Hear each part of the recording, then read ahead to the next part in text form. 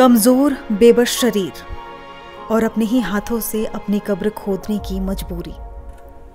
ये कोई फिल्म का सीन नहीं, बल्कि गाजा में हमास की कैद में बंद इजरायली बंधकों की वो हकीकत है जिसे हमास ने खुद दुनिया के सामने रखा है।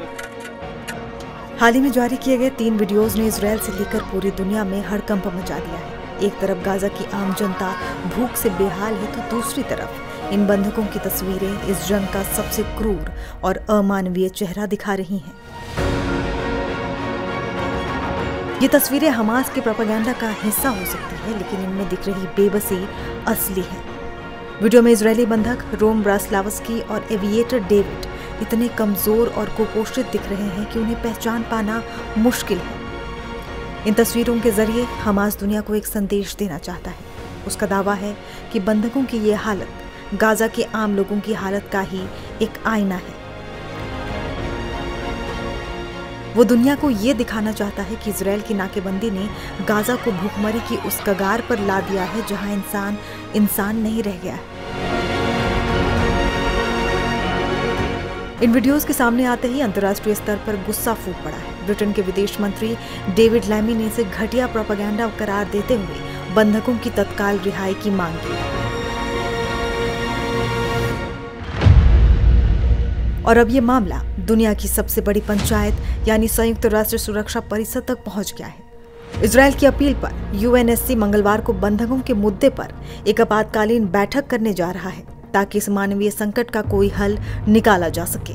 अब इसी बीच इजरायली प्रधानमंत्री बेंजामिन नेतन्याहू ने रेड क्रॉस से गुहार लगाई है कि वो किसी भी तरह हमास की कैद में मौजूद बंधकों तक खाना और दवाएं पहुंचाएं, लेकिन हमास ने इस अपील को एक शर्त के साथ ठुकरा दिया। हमास की आर्म्ड विंग अल कसम ब्रिगेड ने साफ कहा है कि वो रेड क्रॉस को बंधकों तक जाने की इजाजत तभी देंगे जब गाजा के हर कोने में आम लोगों के लिए मानवीय सहायता के रास्ते खोले जाएं। हमास ने साफ कर दिया है कि बंधकों को कोई वीआईपी ट्रीटमेंट नहीं मिलेगा। उन्हें वही खाना मिलेगा जो गाजा के आम लोगों और हमास के लड़ाकों को मिल रहा है।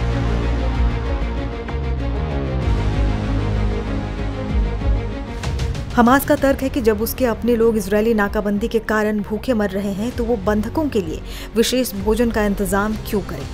ये एक ऐसी शर्त है जो इस मामले को और भी ज्यादा उलझा देती है, क्योंकि संयुक्त राष्ट्र की ये रिपोर्ट कहती है कि इजरायल ने गाजा में आने वाली मानवीय मदद पर भारी प्रतिबंध लगा रखे हैं।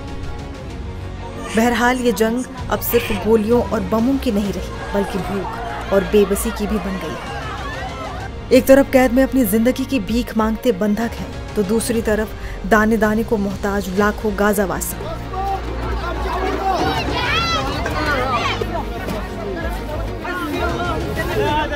हमास इन वीडियोस के जरिए दुनिया पर दबाव बना रहा है, तो वहीं इजरायल इसे क्रूरता की इंतहा बता रहा है। लेकिन इस सियासी और फौजी जंग के बीच सवाल वही है। सवाल ये कि इस भयावह मानवीय संकट का अंत कब और कैसे होगा, और इस जंग में आखिर कब तक इंसानियत यूं ही दम तोड़ती रहेगी।